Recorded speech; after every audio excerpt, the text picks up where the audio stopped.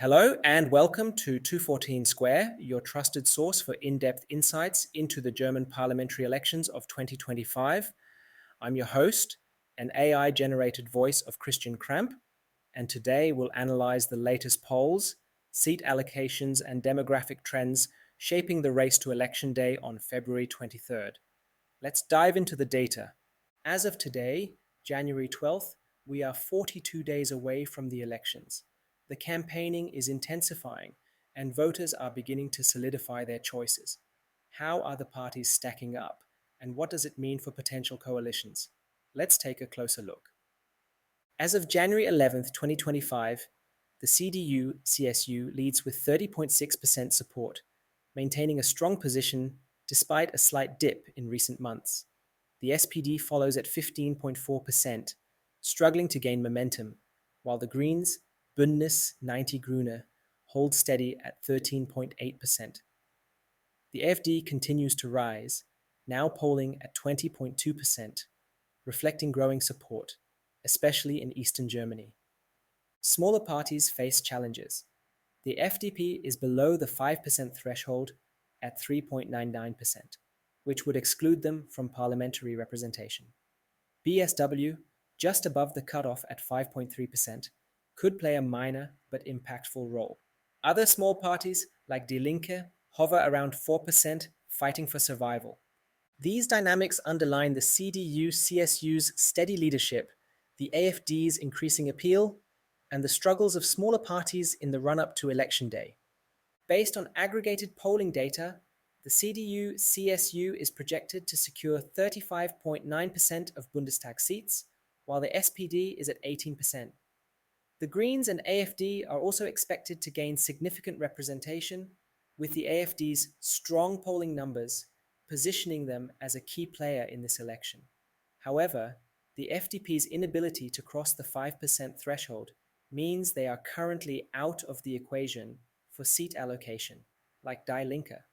But the BSW would currently get 6.2% of the seats. These dynamics will likely shape the coalition building efforts following the election. But remember that all parties declined to enter a coalition with the AfD. Since November 2024, the CDU-CSU has experienced fluctuations but remains the frontrunner.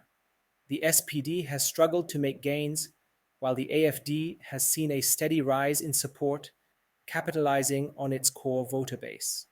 The Greens' performance has been stable, and they remain a potential coalition partner for the larger parties. Foreign nationals make up 15% of Germany's population. Berlin has the highest proportion, with 23% of its residents classified as foreign nationals, followed by Bremen at 22% and Hamburg at 20%.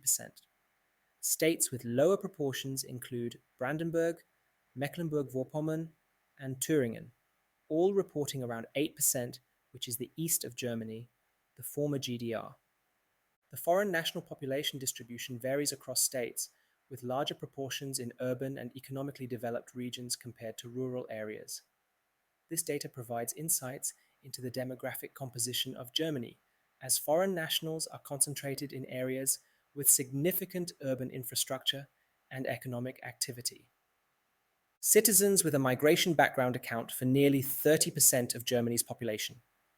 Urban centers like Berlin, 39.4%, and Bremen, 44%, report the highest percentages, while rural states like Brandenburg, 12.1%, and Mecklenburg-Vorpommern, 10.5%, show much lower figures.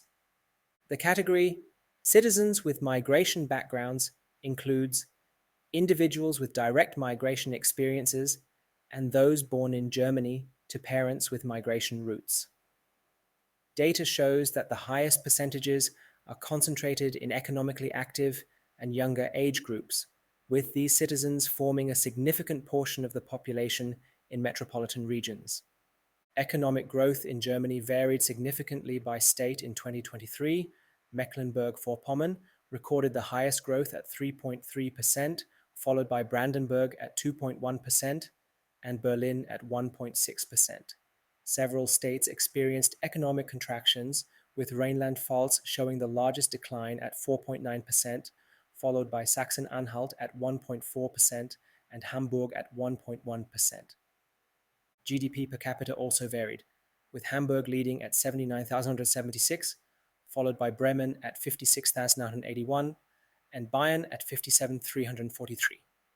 States with the lowest GDP per capita include Thüringen at 35,715, Sachsen-Anhalt at 35,911, and Mecklenburg-Vorpommern at 36,335. Unemployment rates rose in most regions. Berlin and Bremen reported the highest unemployment rates at 9.3% and 10.7% respectively, while Bayern and Baden-Württemberg had the lowest at 3.4% and 4.0%. Percentage changes in unemployment from 2022 to 2023 ranged from a minor increase of 1.4% in Mecklenburg-Vorpommern to a substantial 14.3% in Baden-Württemberg. This data highlights substantial economic disparities across Germany's states, reflecting differences in industrial composition, workforce participation, and regional development trends.